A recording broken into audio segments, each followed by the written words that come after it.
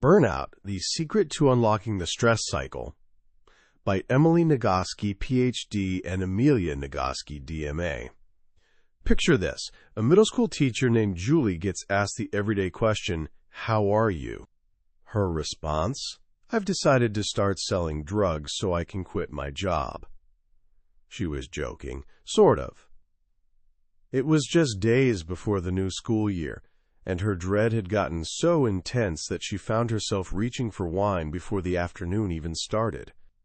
Overwhelmed, exhausted by her endless to-do list, yet somehow still convinced she wasn't doing enough.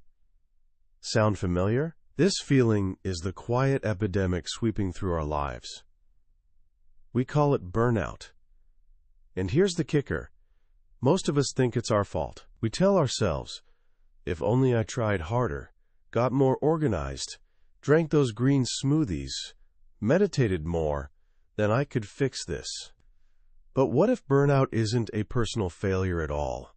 What if we've just been completely misunderstanding how our bodies and minds actually work?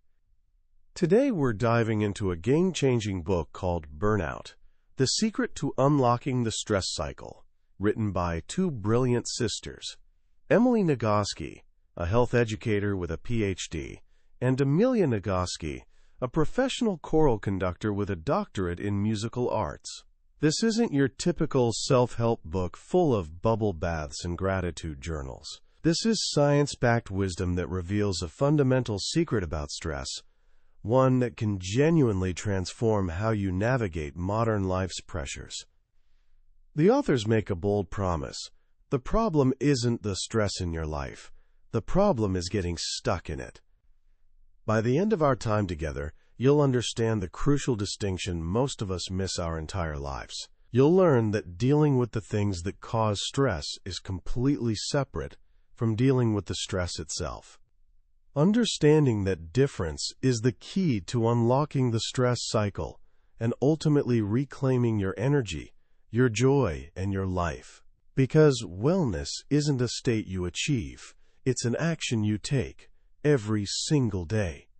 Let's start with a simple but mind-blowing idea at the heart of this book. Imagine you're walking through an ancient savanna. Suddenly, you spot it, a lion. Instantly, your body performs something miraculous. Hormones like adrenaline and cortisol flood your system. Your heart pounds, pushing blood to your muscles. Your breathing quickens. Your senses sharpen. Your entire being shifts into survival mode. Your body isn't thinking about digesting lunch or fighting off a cold. It's preparing you to either fight or, more wisely, run. So you run. You sprint as fast as possible back to the safety of your village. Your friends see you coming, grab their spears, and together you fight off the lion. You survive. You celebrate. You take a deep, shuddering breath of relief, surrounded by people you love. The sun feels warmer, the air sweeter. You feel safe. In that moment, something crucial happens. Not only have you dealt with the stressor, the lion, but you've also completed the stress response cycle. Your body has physically done what it was preparing to do. It ran, it fought, and now it knows the threat is gone. It can return to rest and recovery. Now fast forward to the 21st century. The lion today isn't a predator in the grass. It's an infuriating email from your boss, a stack of bills on the counter, a difficult conversation with someone you care about, or simply the relentless pressure of a never-ending to-do list. When these things happen, your body reacts the same way it did to the lion. That same flood of stress hormones courses through you. But here's the problem. You can't run from your inbox. You can't physically fight a looming deadline. Instead, you sit at your desk, smile politely in a tense meeting, and swallow the stress. You might deal with the stressor, answer the email, pay the bills, finish the project. You might even solve the problem completely. But your body is still revved up, flooded with stress chemicals, waiting for the signal that you're safe. And this is the secret, the central idea of burnout. Dealing with your stressors is separate from dealing with the stress itself. Just because the lion is gone doesn't mean the stress cycle is complete. If lightning had struck the lion, the threat would be over, but your heart would still be hammering. Your body would still be screaming, "Run!" To your nervous system, stress is just a cloud of physiological activation that needs discharge. Until you do something that signals to your body you've survived the threat, you remain stuck in the middle of that cycle. When this happens day after day, unresolved stress accumulates. It's like leaving a fire hose on inside your arteries, slowly wearing them down. It compromises your immune system, digestion, ability to think clearly, and emotional stability. The authors put it starkly. In our modern world, the stress itself will often kill you faster than the stressor will. So if solving the problem doesn't solve the stress, what does? How do we complete the cycle? The answer is beautifully simple. You have to speak your body's language, and its language is action. The single most efficient way to complete the stress response cycle is through physical activity. This doesn't mean running a marathon. It can be dancing in your living room for 20 minutes, going for a brisk walk, swimming, or even just standing up, tensing every muscle for 20 seconds, then releasing with a huge exhale. Physical movement tells your brain, "I survived the threat. I'm safe now." It burns off stress chemicals and allows your body to return to rest. This is why exercise is so universally recommended for stress management, not just because it's good for you, but because it's the biological mechanism for signaling safety to your nervous system. But movement isn't the only way. The authors offer a toolbox of other evidence-based strategies. One is breathing. Deep, slow breaths, especially with a long, complete exhale, down-regulate the stress response. It's a simple, gentle way to tell your body it's okay to relax. Another is positive social interaction. Something as simple as complimenting a stranger's earrings or sharing a friendly word with a barista signals to your brain that the world is, for the most part, safe and sane. Laughter, real, deep, helpless belly laughs, is another powerful tool. It's an ancient evolutionary system mammals use to regulate emotions and form social bonds. Affection is also profoundly effective. A warm, 20-second hug with someone you trust can change your hormone levels, lower your heart rate, and tell your body you've made it back to the safety of your tribe.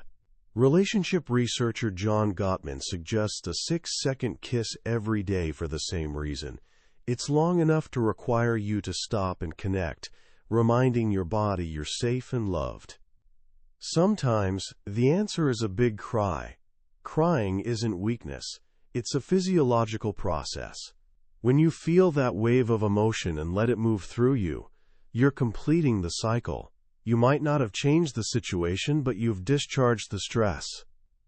And finally, there's creative expression.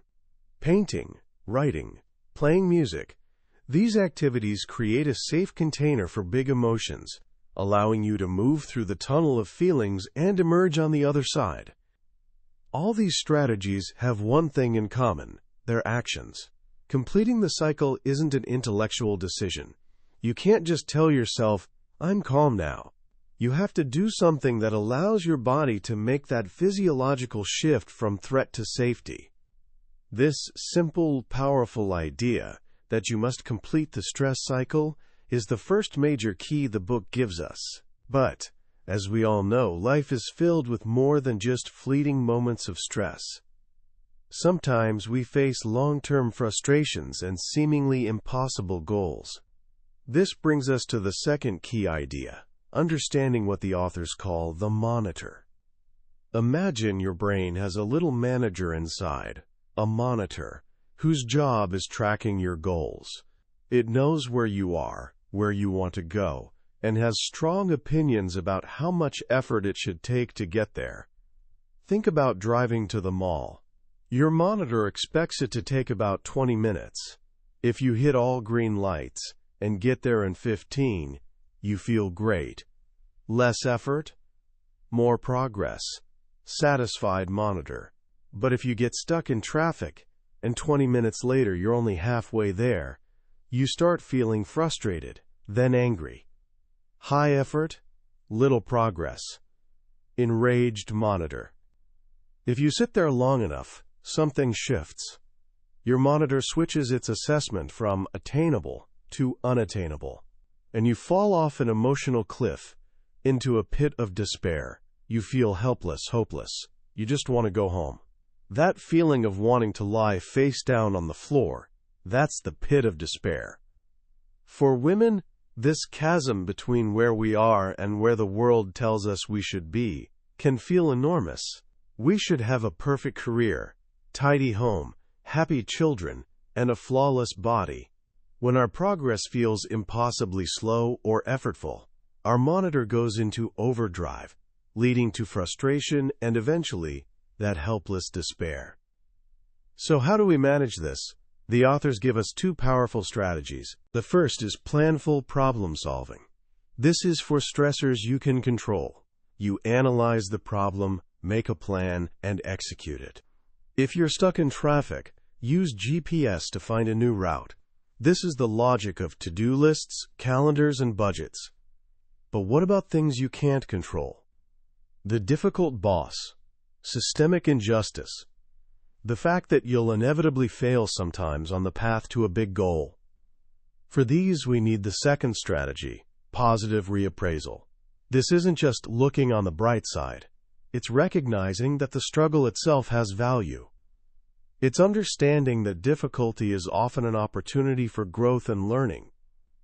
Research shows we often learn more and create better solutions when things are a little difficult. Students remember more from text printed in slightly hard-to-read fonts. Our muscles grow stronger only when we challenge them with effort. Positive reappraisal is about reframing struggle not as failure, but as a necessary part of becoming stronger. But there's another piece to managing our monitor, adjusting its expectations. Sometimes the most powerful thing we can do is redefine winning. If your goal is perfection, in your work, parenting, life, you're setting yourself up for failure because perfection is impossible. Instead, the authors suggest finding incremental goals that are soon, certain, positive, concrete, specific, and personal. Amelia, one of the authors and a conductor, tells a story about a grueling recording session. The goal was perfection, take after take, and the choir was burning out. So she proposed a new goal. Let's fill Andrew, the recording engineer, with joy. Suddenly, the energy shifted. The task became playful and achievable, and the frustration melted away. This leads us to a deeper, more challenging question underlying all our struggles with burnout. Why are we doing any of this in the first place? This is where the authors introduce the powerful concept of meaning. Meaning, they explain, isn't something you find at the end of a long journey. It's what sustains you on the journey. It's the feeling that your life matters in some larger sense. It's your connection to something larger than yourself, whether that's ambitious goals, service to a higher power, or loving, intimate connections with others. But for many women, the path to finding and living this meaning is blocked by a powerful cultural force the authors call human giver syndrome. Drawing on philosopher Kate Manne's work, they describe a world divided into two kinds of people, human beings and human givers. Human beings have a moral obligation to express their full humanity. Human givers, on the other hand, have a moral obligation to give their full humanity, their time, attention, bodies, emotions, cheerfully and placidly to the human beings. Guess which one women are expected to be? A human giver must always be pretty, happy, calm, generous, and attentive to others' needs.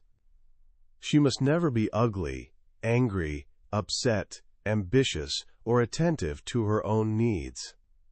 If she dares have needs or express messy emotions, like anger or grief, she's violating her role and may be punished for it. Human giver syndrome is the disease that creates burnout. It traps women in an impossible situation where they're not free to complete their stress cycles.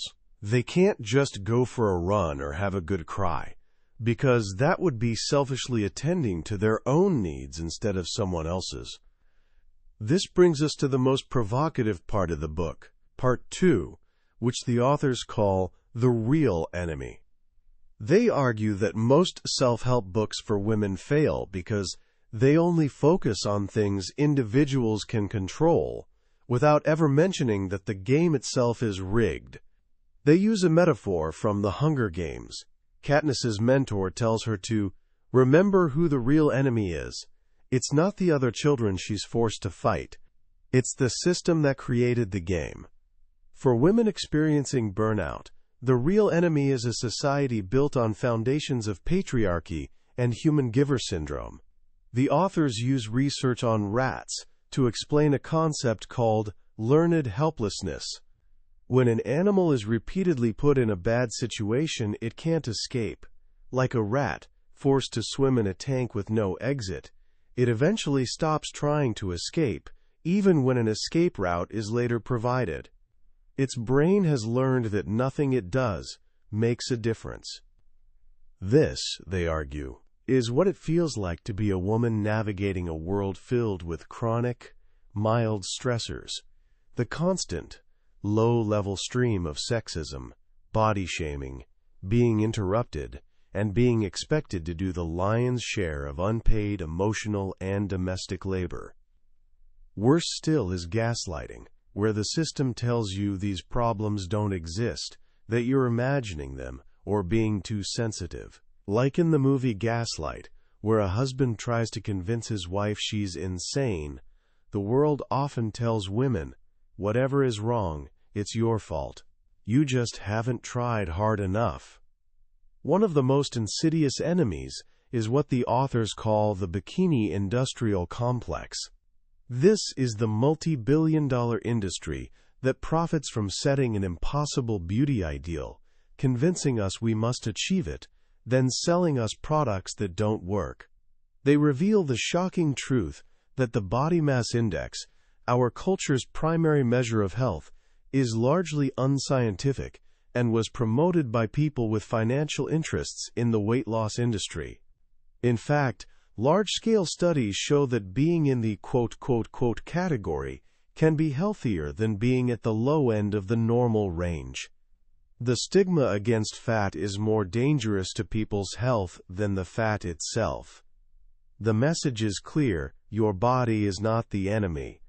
The enemy is a culture that profits from making you believe your body is a problem to be solved. So if we're facing these huge systemic enemies, what can we possibly do? This is where the book brings all its wisdom together in the final section, Wax On, Wax Off, a reference to the Karate Kid. The solutions aren't grand, dramatic gestures. They're small, daily practices that, over time, help us grow mighty. The first practice is connection. Humans aren't built to be autonomous islands. We're biologically wired to connect. Connection isn't just a warm, fuzzy feeling. It's a biological necessity, as important as food and water. When we're with people we trust, our bodies literally co-regulate. Our heart rates synchronize, our stress responses are buffered, and our immune systems function better.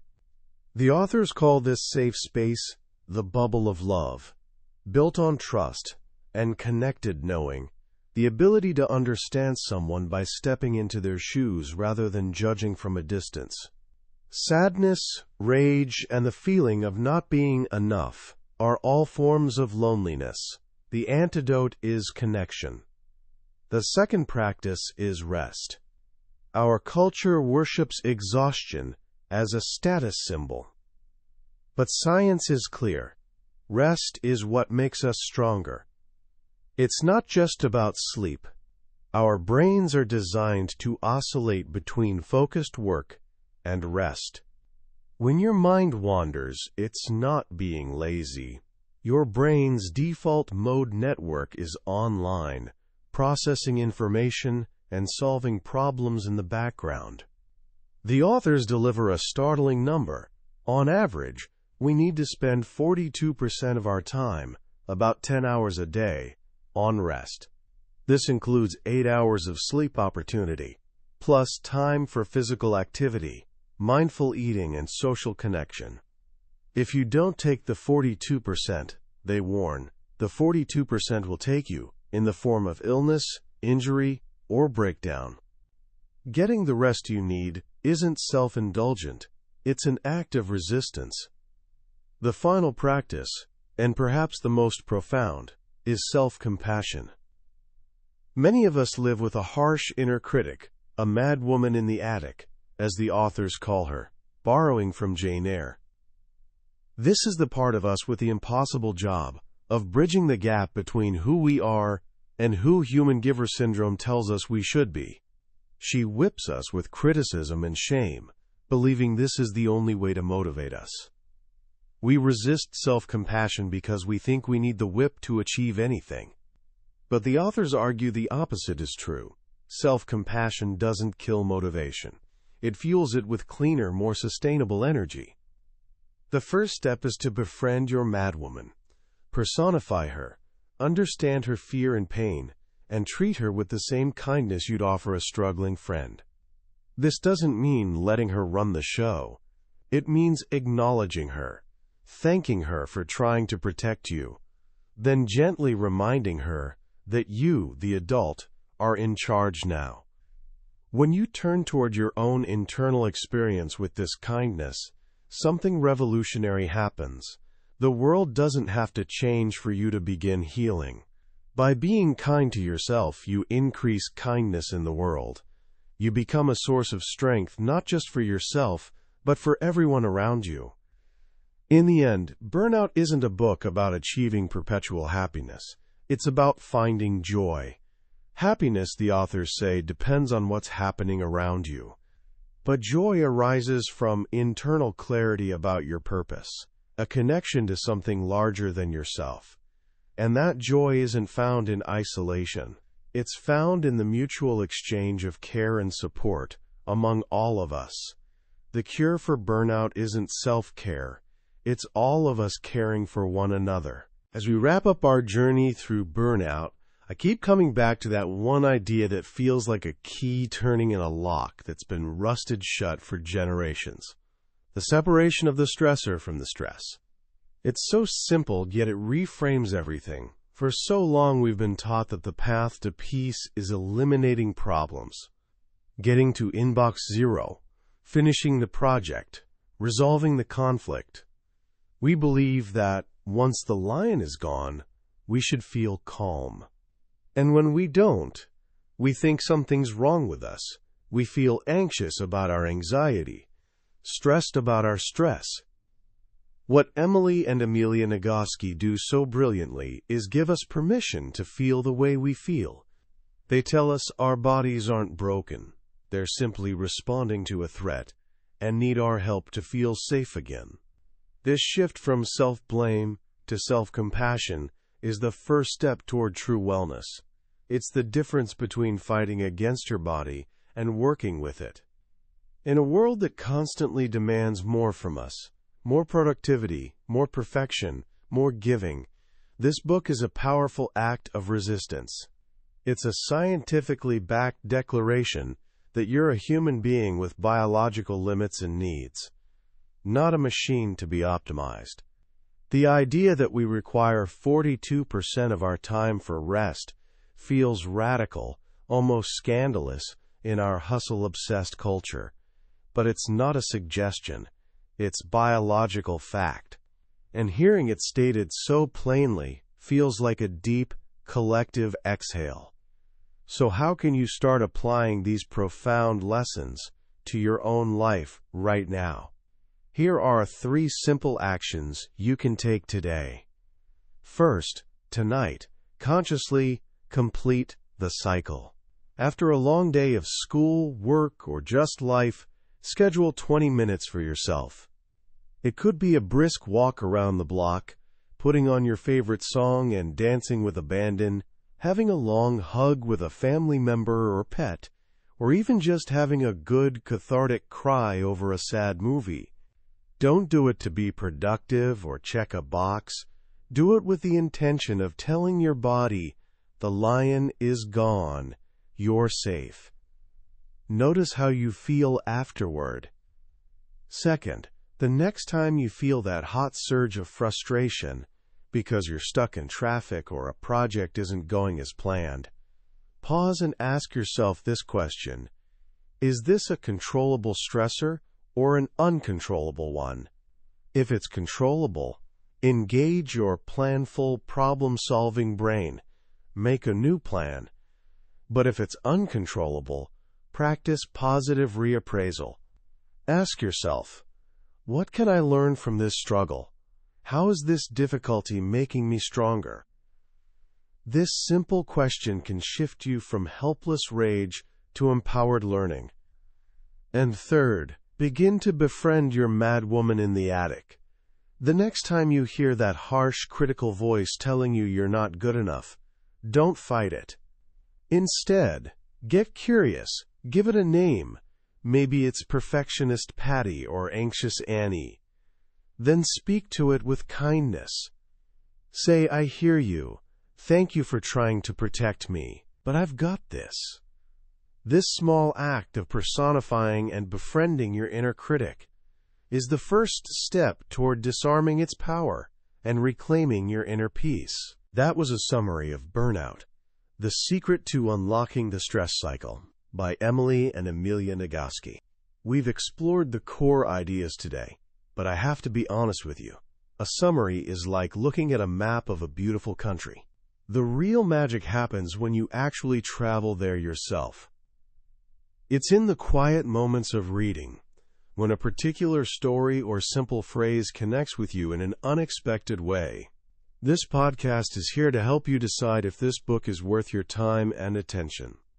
If anything we've talked about has resonated, that feeling of being overwhelmed, the frustration of a rigged game, or the deep need for rest and connection, then I encourage you to grab a copy. Reading it isn't just about learning new information. It's an experience that can genuinely change the relationship you have with yourself and the world around you.